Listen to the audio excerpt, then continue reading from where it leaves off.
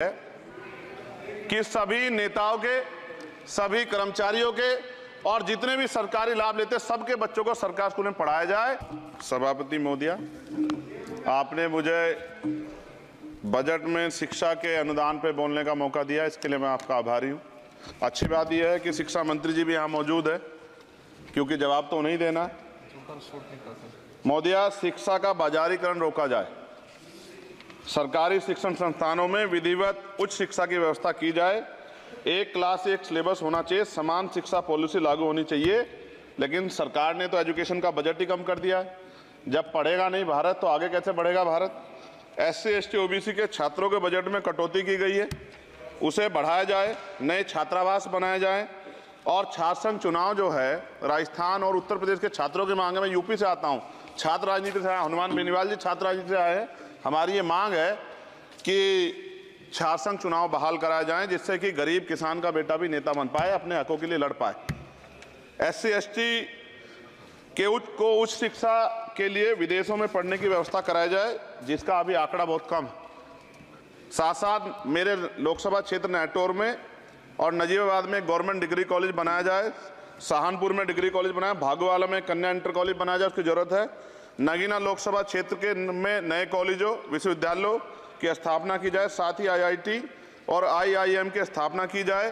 IIM में आरक्षण की व्यवस्था लागू करा जाए। हमारे साथी कह रहे थे करवानी चाहिए, इनको इनकी इच्छा है और होनी भी चाहिए।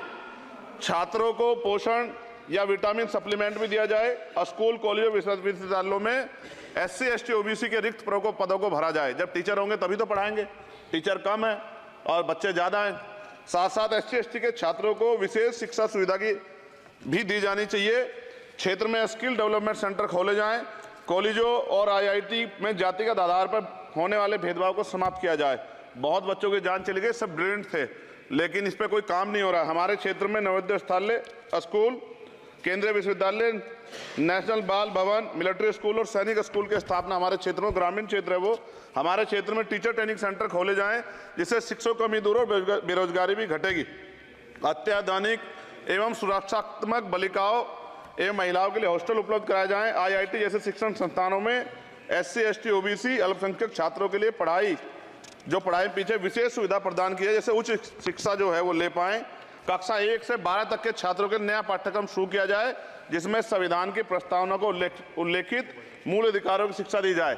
देश में लोग जानते ही नहीं कि उनके अधिकार क्या और कर्तव्य क्या, क्योंकि संविधान पढ़ाया नहीं जाता। स्कूल में जाति सांप्रदायिकता और छुआछूत समाप्त करने के लिए विभिन्न गतिविधियों के माध्यम से शिक्षा दी जाए और खेलों को बढ़ावा दिया जाए, क्योंकि ग्रामीण क्षेत्रों में ग्राउंड ही नहीं है, स्कूल में स्पोर्ट टीचर ही नहीं होता है, तो उनका शारीरिक विकास होगा।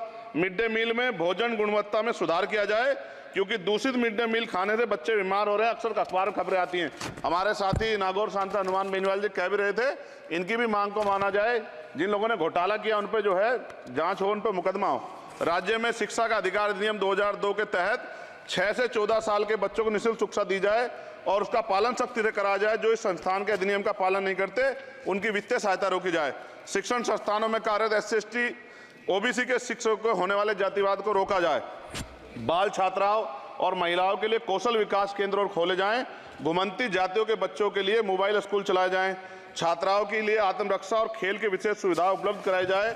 और महोदया, SPQEM योजना को पुनः आरंभ किया जाए। SPQEM शिक्षा की गुणवत्ता सुधार के लिए एक महत्वपूर्ण योजना थी, जिसे अल्पसंख्यक मंत्रालय ने मदरसों में चलाया था। इस योजना के अंतर्गत NIOS के माध्यम से मदरसे में बच्चों को मुफ्त हाई स्कूल में इंटरमीडिएट की पढ़ाई करवाना का प्रावधान था।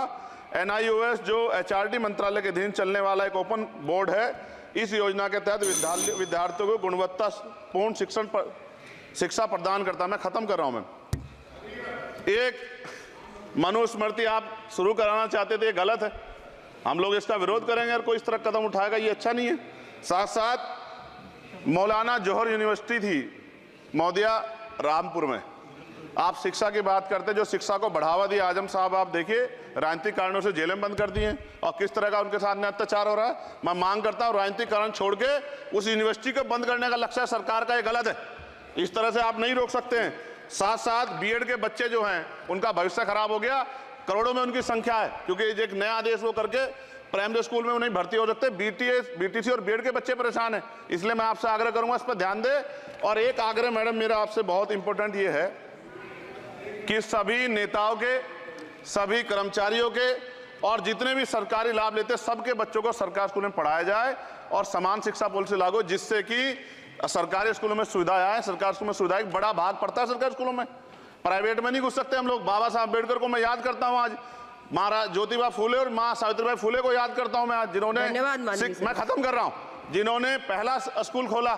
और फिर मैं आपसे कह रहा हूं, संत गाडगे जी महाराज ने कहा कि एक रोटी कम खाओ लेकिन अपने बच्चों को पढ़ाओ। और बाबा साहब ने कहा खत्म करते हुए कि जो शिक्षा श्रेणी का दूध है जो पिएगा दाड़ेगा। शिक्षक वैसे हम लोग बोल रहे हैं, तो इसके साथ खेलना हो, इसका बाजारीकरण रोका जाए और सबको पढ़ने का मौका मिले, इसका ध्यान सरकार रखे। बहुत बहुत धन्यवाद। और शिक्षा मंत्री जी बैठे हैं, आपसे आग्रह है ग्रामीण क्षेत्रों के बच्चों पर ध्यान दीजिए सर।